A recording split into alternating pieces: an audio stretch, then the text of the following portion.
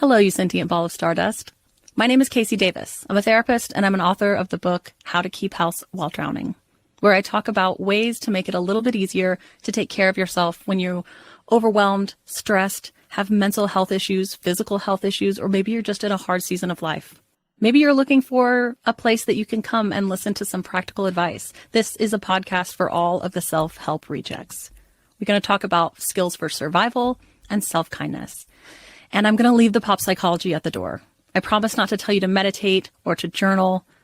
We're just going to give you some really insightful conversations with hopefully some practical advice. So I don't believe you need to pick yourself up by the bootstraps. I don't want you to just try harder, and I don't believe that laziness exists. So join me over on Struggle Care, where we can find compassionate solutions that help us function a little bit better. Are you struggling to conceive? You have options, and at Piedmont Reproductive Endocrinology Group, we'll make sure you have the guidance and support you need. PREG is known for individualized fertility care that's unique to every patient. We take the time to provide a reassuring and empowering experience because we believe that you deserve nothing less. Let us help you on your journey to parenthood. Visit us at pregonline.com to learn more. Get the guidance and support you need at Piedmont Reproductive Endocrinology Group. Stoveleg Media, igniting conversation. Hello, thinkers. Welcome back to I've Been Thinking. It's me, your host, Elena Grace, and I have missed you guys so much. I really cannot even begin to tell you how much I have missed you and how much I have missed recording and creating content for you guys here on the podcast. This past month that I took, you might be able to hear Winnie tip-tapping on the floors. This past month was spent settling in to our new condo, kind of figuring things out, and also figuring out some things that I had been missing from the podcast, some things that I knew I was missing as a creator. And so I took the time off and really focused on remembering why I started the podcast and figuring out what I could do to get back to the root of it and to get back to what I'm trying to do, right? So I'm just so incredibly excited about the new guests and the new topic matter that I'm going to be able to bring you moving forward. It's really incredible. And like I said, it's keeping with the point of why I started the podcast. So I have realized, right, and this is one of the things that helped me figure out exactly what my mission statement was, basically, right? I am a white girl from Appalachia. I was raised conservatively. I went to a private liberal arts school, which there began expanding my worldview. And after that point, I moved various different places. Now I'm 12 hours from my parents' home where I grew up, in a totally new part of the country for me. I have traveled the world. I have friends from all over the world. And I realized that my growth and my experiences of this world have been, they're so important that obviously they've shaped me into who I am, all of that. But not everybody gets the opportunities that I have had to travel and to learn in the way that I have had. So for those who haven't, I want to present unique perspectives. I want to present different people's perspectives on life and how they perceive the world. And I want to be able to share that with other people who might not have access to that otherwise. And then furthermore, for people who are like me, who were raised very conservatively with a limited perception of what the world is, even though my parents actually have always taught me the world is bigger than your hometown, et cetera, et cetera. All of that. My parents are wonderful, and they have done everything to make sure that I know there is more than just Knox County, Kentucky. But still, for the people who have gone on a similar journey to me, who have grown out of whatever the more limited, from very limited to, just somewhat limited, like mine was, perception of the world, I want those people to know that they're not alone, and then to have access then to even more learning, right? And the amazing thing is that through this process, I have met so many people through the past almost 2.5 years now that the podcast, well, it has been going on 2.5 years, I think, at this point. So the process of the podcast in its entirety, and then the past month working with some other creators and talking with them about my mission statement, I've met so many people who say, Elena, I feel the same way. I was raised inside this bubble, and then I stepped out of it and realized that there is so much more to the world. So that is what I want to bring to the podcast. That is what I want all of you all to be able to experience, is so much more of the world than perhaps you would have been able to experience otherwise.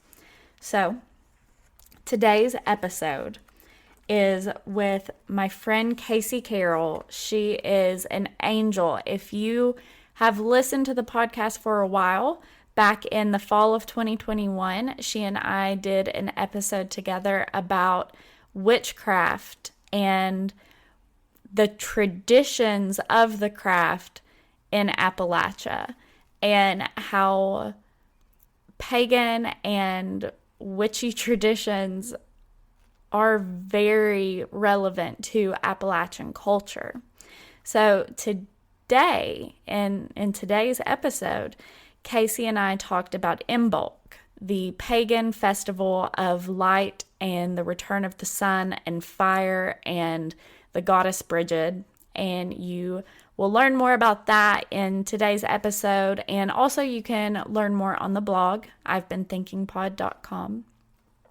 But I really hope that you guys love this episode. And it is very, very incredibly well timed. And it was accidental on my part, but it's incredibly well timed that this first new episode of the new incarnation of the podcast is Imbolc, because Imbolc represents, like I said, the return of the sun and rejuvenation and newness and all of those things.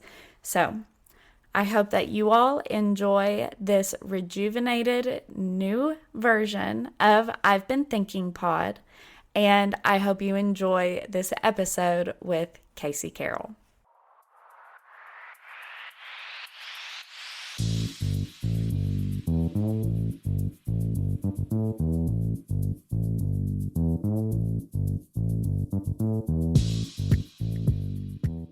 Guys, if you have listened to any of our previous episodes, you might have heard of Kasey before. If you follow me on Instagram or follow the podcast on Instagram, you have certainly heard her name and seen her face, seen her profile. Kasey is my incredible friend. She is an Appalachian witch. She has gone through TikTok fame. She is an incredible businesswoman and entrepreneur, an incredible creator, and I just think she's awesome. So I brought her on today so that we could talk about Imbolc. Hi!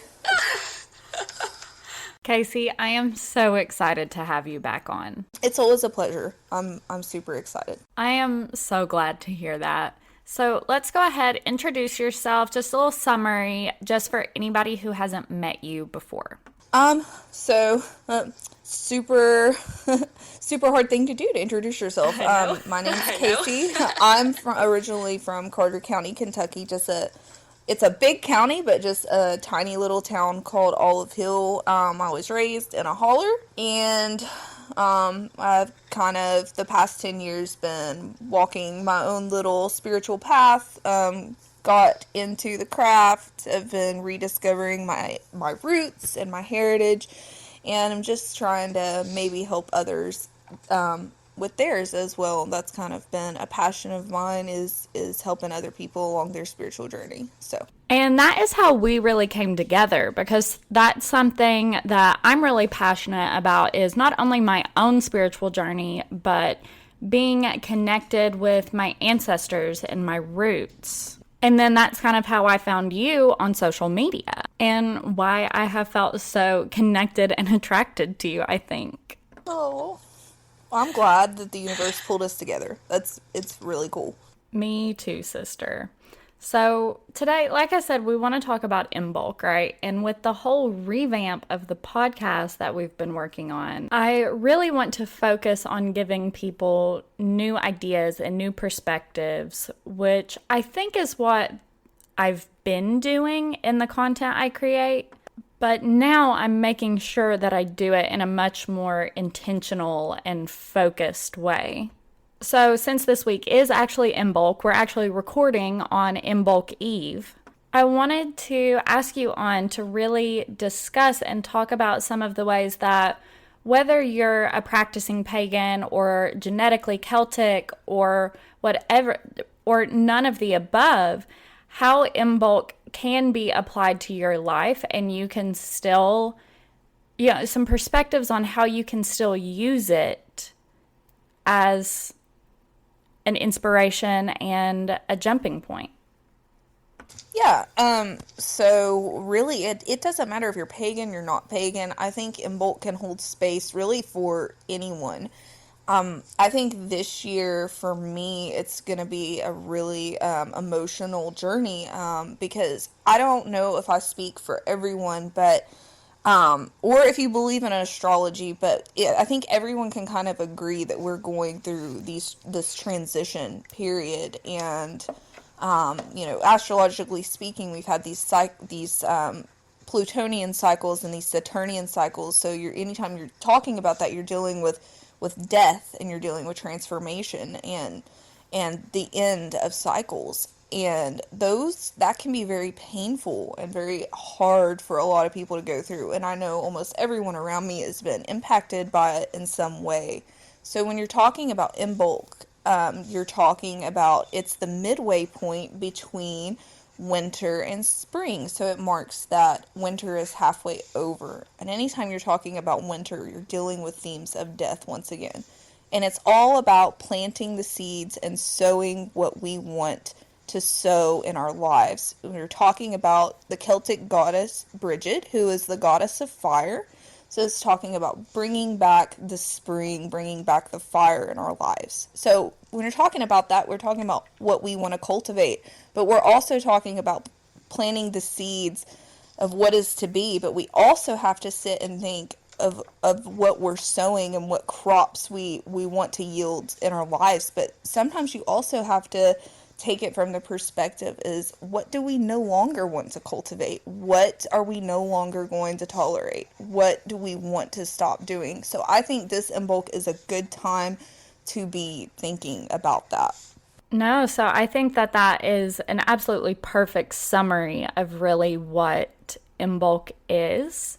And it really brings us back. So I've been creating content still on the Patreon for the podcast, even during the break.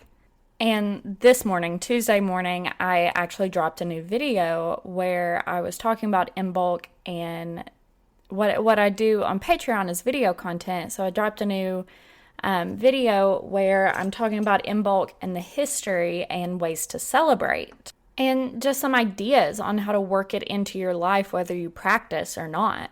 But one of the suggestions that I made there that I found in a few places, and then I also kind of made my own little edit to it, but you get a pack of seeds, right? Or my edit was like a plant cutting, because that's something I'm really big on. So you get a pack of seeds or this plant cutting, and you meditate on it, and you imbue it with your intentions for the year, those, intentions, goals that you've set for yourself.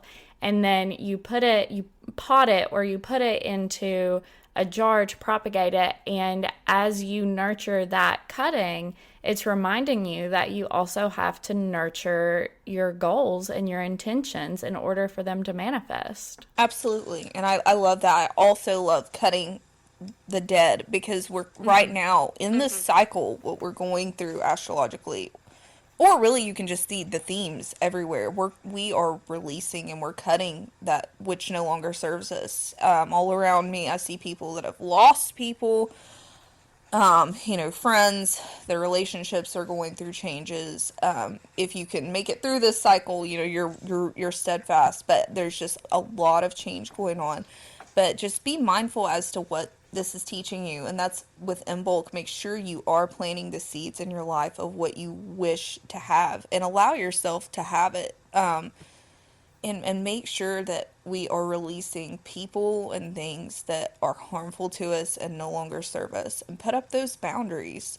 Because one thing that you do during Imbolc too, that's a traditional thing, because even after, the pagan festival of Imbolc, they also made it a Christian festival, but you cleanse your garden tools for the next year, as to bring in a good harvest. So when you're talking about cleansing your tools, you're cleansing your life, cleansing what you wish to purge. And you also do a traditional house cleaning. So clean your house, get rid of everything that is harming you, that is no longer serving you, that is cluttering your life and taking up space.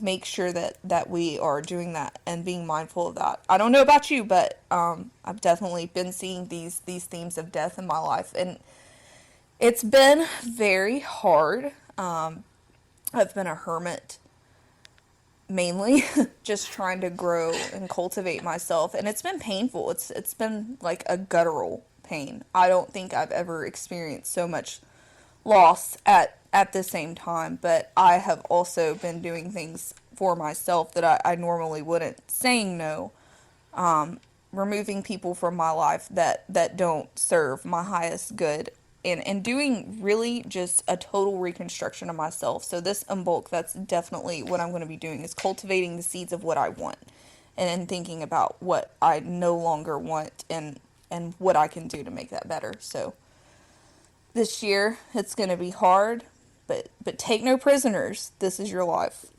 Yeah, I think a lot of us over the past few years have kind of been realizing that just for a lot of us, this has been a really transitory, transformative period of time. And, I think it's really interesting that it's also focused at, or a lot of it at least, is so focused at this time of year. And, even I've been having a lot of it. I've moved, obviously. I've been trying to cleanse my life of things and people that don't serve me the way that I thought they did, and having to make those changes. But, I was thinking it's really funny and really kind of accidentally ironic that I decided to bring the podcast back with this episode and this topic. Yeah, that's really synchronous, and it's really perfect. So you're going through all these cycles and this transformation, but it's absolutely, I believe, in your highest good, and I'm super excited for you, because you're doing the damn thing, girl. You're doing the damn thing. Thank you, sister. I appreciate that so much. Coming from you, I really, really do. Yeah, it's just this podcast is really special for me, and in cleaning out all of the extra unnecessary bits, which by the way, I want to pause, okay? Because I think it is so funny the way traditions change over time, right? Because we have Imbolc, Bridget's Day, the Lunar New Year, all of these things, and celebrating that comes with cleaning out. and getting rid of the unnecessary and all of that stuff. And then fast forward, that turns into spring cleaning. Yeah, isn't that just, it's very interesting. Usually whenever pagan festivals take a Christian connotation, which they did to kind of appease the pagans. They're like, well, we won't kill you and we'll give you a couple things. So we'll turn Bridget into a saint, but you're really going to have to chill out your festivals. Like, don't be, dancing naked in the town square. So they had to come to, consensus. But yeah, it is fun where we get our things, and we don't often think that they come from pagan traditions. Yeah, it is really interesting how things get adopted. One of the things that I didn't know that I found when I was researching, like I said, for some of the things I did for Patreon and for the blog, was that it's a tradition. It's been a long-standing tradition to leave out oat cakes and milk for Bridget on Imbolc Eve. Like, how crazy is that? And you would make a traditional Bridget's cross as well, Yes. which that's a fun thing. It's kind of difficult, but you can make them from ribbon or you can make them from weaving materials, but it is a really fun activity to do, and I highly suggest you hop on Google and look up a tutorial, because it's super fun, and it's something that you can do with your child and make it a tradition. It's a lot of fun. Yeah, it's a neat tradition, and it's a beautiful cross, and it's obviously it's different from the one that Jesus was hanged on, and it's a different shape. It's really interesting, and it's more ancient too. It's just really beautiful. Yes. Yeah, I just think it's super interesting. The more you learn about it, you realize how many traditions that surround a ton of pagan holidays, but kind of especially Imbolc and its importance, how they bleed into so many of our traditions and holidays now. And you just really don't even realize their ancient roots. And it really highlights how important this holiday and the goddess have been throughout history. Yes. And one thing that's really amazing about Bridget is she, of course she's the goddess of fire, so you're dealing with themes of spring and the sun returning and the warmth returning and all of that. But she's also responsible for kindling the fire in the earth. So she's kindling passion and healing and heart, and she's also the goddess of poetry and song. So if you think about winter, we kind of hole up, and I actually get more creative in the winter because I'm home more. But, right about this time, I start looking forward more to the sun coming back, and that gives me even more drive to create. So I think I love the whole theme of passion and kindling and the excitement and the creativity. I love that. So those are all themes that we can, bring with us into this new year as Imbolc passes, is getting more creative and trusting ourselves. And always remember that when you're creating, it doesn't matter if it's good or what your opinion of yourself is. Leave that at the table. We are meant to create, and whenever you are creating, no matter what it is, if it's art, poetry, music, singing, dancing, whatever it is, you are in the act of creation, so you are manifesting actively when you're doing that. So do it for Bridget. Do it for Bridget. I love it. Not do it for TikTok, not do it for the gram. Do it for Bridget. Yes. Yes. I mean, she is definitely a worthy motivation to do a lot of things, I think.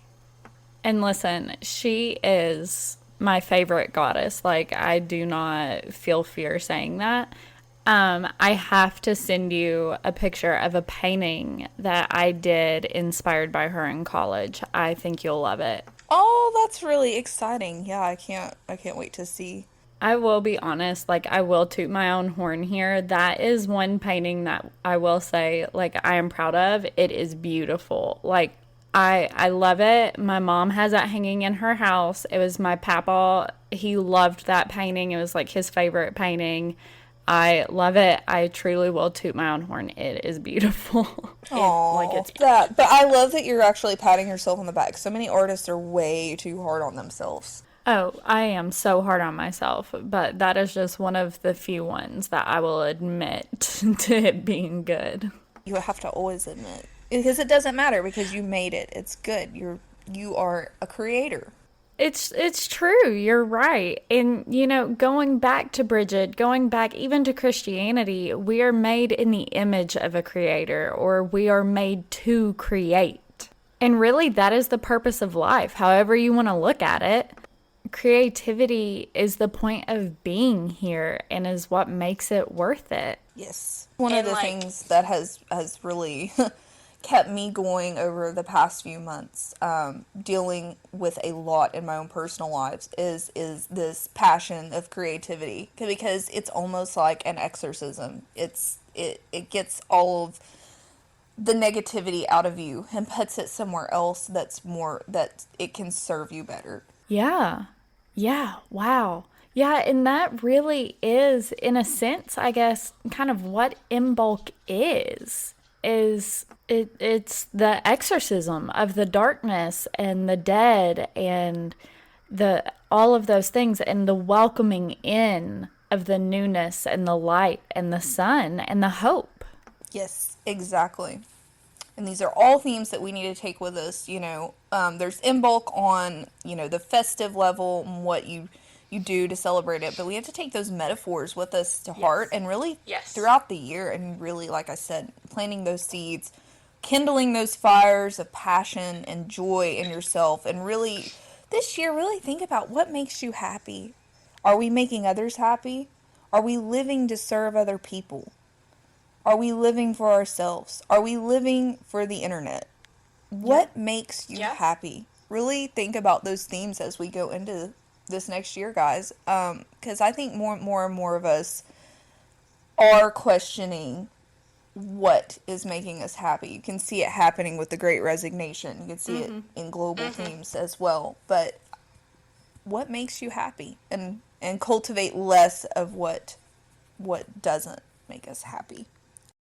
Yeah, that is, wow. Yeah, snaps to you. That's it. That's the point. Absolutely. And one thing I've just been doing, and I wish to cultivate this year, is being more present. I've actually kind of went from super high social media presence to like nothing. But as I'm going through this healing period, I find that I'm taking life slower, enjoying things more moment to moment, and I've found a lot of peace in it. And I'm actually creating again, writing again, making art again. So even if you're just putting the phone down for like a few hours a day, guys, it's something that I can't suggest highly enough as we go into the next year. I love that for you. I really love that your journey, as difficult as it has been, has brought you to this new place of peace and creativity, and a place where you can find and do and be the things that sets your soul afire. And that's really kind of what we want to encourage other people to do, with this episode. Tell them about and encourage them to do. And just let people know that this transitory period, because so many of us, like we've said, are in this transitional state, that it can be so difficult, but it is so worth it. Yes, and as we go through our difficult times, just remember, just like with Imbolc, the light will return. The warmth and the sun is there, and it's on its way. We just have to make sure that we remember that, and we are keeping that fire burning inside of ourselves. Never give up, guys. It's a rough time that we're going through in our human history, but we have to remember these things. If we can take these themes from all of these different festivals and traditions and take them to heart, then we will be just fine. Yeah, we'll be just fine, because that's what got our ancestors through, and that's how we're here in the first place. Absolutely. and we always have to remember to honor those ancestors because you wouldn't be here. And how amazing it is that we are here and all of the struggles because our ancestors had so many hardships to endure. And it's amazing that we're here. It is just so amazing that we're even here in the first place and that we have this ability, this knowledge that we can pull through and this collective memory in a lot of ways, I think, but then also this ability to pull through these traditions and apply them because it's just amazing that that is literally how we're here in the first place and it can get us through too.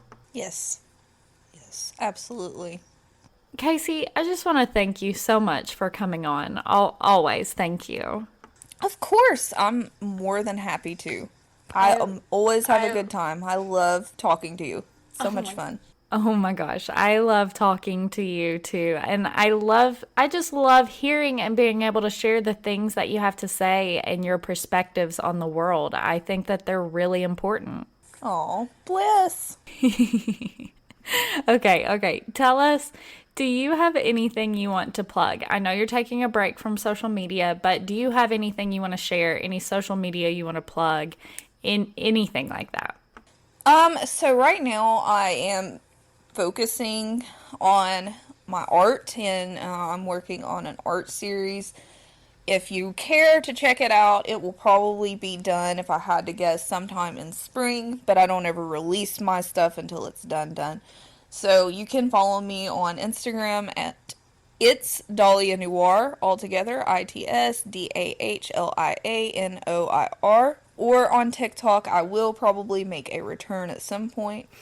And it's the same thing on TikTok. It's Dahlia Noir, ITSDAHLIANOIR. It'll probably just be some different themes. Going through changes, man. Very cool. I love it. We're going through changes. Yes, we're going through changes. Perfect. Well, guys, first of all, I cannot encourage you enough to follow Kasey. She is just, the things that she shares from her personal life are awesome. And then she reshares some really incredible things too. So she is just a good follow. I highly recommend. And if you don't already follow our social media at I've Been Thinking Pod on Instagram, that's where you get a lot of updates. I've Been Thinking Pod.com, that is where you'll find the blog posts for today's episode. There will be a new one up today with links. There was one this week that we've mentioned about Imbolc and some thoughts on that. So lots of good stuff going on the blog. Check out our TikTok at I've Been Elena. My name, ALANNA. I've been, like I've been thinking, but I've been Elena. Do some fun stuff on there that kind of references a lot of the episodes. So, some weird stuff there. And then make sure that you check out the Patreon. That's where you get a ton of extra content, video content, all of that stuff. Patreon.com/I've Been Thinking Pod. Dope. Thank you guys so much for listening, and thank you again, Kasey, for being here. Of course. It's been my pleasure. It is my pleasure always. And I will, I guess, talk at you guys next time. Bye.